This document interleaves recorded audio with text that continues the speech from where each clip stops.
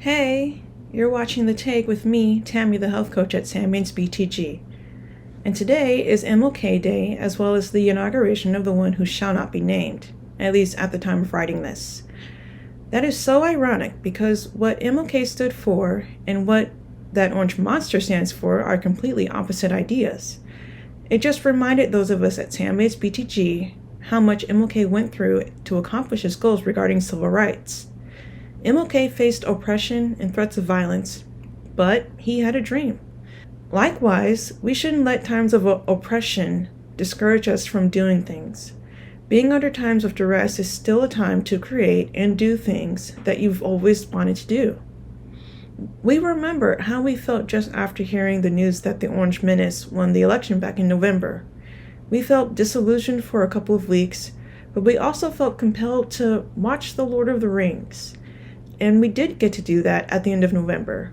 We sat through the extended editions of The Fellowship of the Ring, The Two Towers, and The Return of the King. The whole trilogy was inspirational when it comes to the idea of fighting against powers of evil that seek to oppress and dominate. We highly recommend that you rewatch those Lord of the Rings movies this inauguration day. It might help you to feel better. Also, there was one part of the trilogy that really stood out to us, and that was the scene in The Fellowship of the Ring when the group is lost in the mountains in the mines of Moria because Gandalf couldn't remember the way. And Frodo says to Gandalf, "I wish the ring had never come to me. I wish none of this had happened." And Gandalf replies, "So do all who live to see such times, but that is not for them to decide. All we have to decide is what to do with the time that is given to us." We just thought that was so inspirational and that Gandalf is totally right. A lot of people throughout the world and throughout history have gone through what America is about to go through, and they felt the exact same way that we feel right now, which could include feelings of anxiety, fear, depression, anger, and hopelessness. Nevertheless, we need to focus on what we are going to do with the time that is given to us, as Gandalf said. And if we play our cards right, we can accomplish a lot and do things that are inspirational. Take, for example, that J.R.R. Tolkien, that is John Ronald Reuel Tolkien, the British author of The Lord of the Rings, wrote most of the series during World War II. During that time, life in Great Britain was pretty miserable. For example, both food and clothing were rationed, and there were constant bombings, and over 1 million children had to be evacuated from towns and cities to the countryside. And many of the children who were not evacuated experienced bombing raids, and some were injured and or made homeless. Now consider how far Tolkien's work reached in the world, and how many people it influenced. And the fact that he created these books under such hardship is a testament to the human spirit. Tolkien's example just goes to show that although a person may be oppressed, they can still create and build things. And during this time, we at Sandman's BTG want you to think about the things that you've always wanted to create or build, and we want you to get cracking. One tool that can help you to focus on things that you should or want to do is our goal-oriented vision board here at Sandman's BTG. We introduced our goal-oriented vision board in our health journal that we have recently revamped. We meant it to be used as a tool for a person to review their journal after a set period of time, like a few weeks or a few months, but especially a year. The aim of the vision board is to create goals for the near future, like within the next year. And seeing as it's the beginning of the year now, we thought it was a good time to mention our goal-oriented vision board as a goal-setting tool. There are 3 main parts of the vision board: the need to get to section, the outside goals section, and the inside goals section. The need to get to section is where missed goals or missed to-dos are listed. These are goals or errands that got kicked down the road until they were basically forgotten. The outside goals section is for listing aspirations to be accomplished out in the world. This could be learning something new or building something new, and so on. These aspirations are basically anything that increases your knowledge, wealth, or other accolades. The inside goals section is for listing very personal aspirations that are close to the heart, like changing a behavior, improving a health condition, or changing a belief. The need to get to section lists short-term goals, and the outside and inside goals sections list long-term goals. However, all of these sections are meant to have progress within the next year.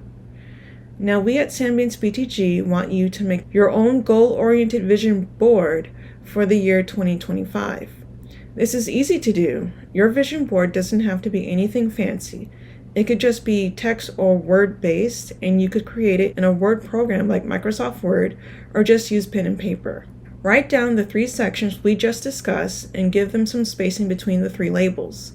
Some examples for the needs to get to section are clean out the garage, have a yard sale, donate stuff to Goodwill, and filing your taxes. Some examples for the outside goals section include taking a course, learning to invest, or building a website or a mobile app. Some examples for the inside goals section are wanting to be more organized, wanting to fight procrastination, fighting fatigue, setting an effective skincare routine, or studying a new religion. We really want you to put some thought into your vision board and keep it somewhere where you can see it. You can print it out and tack it to your fridge if that works.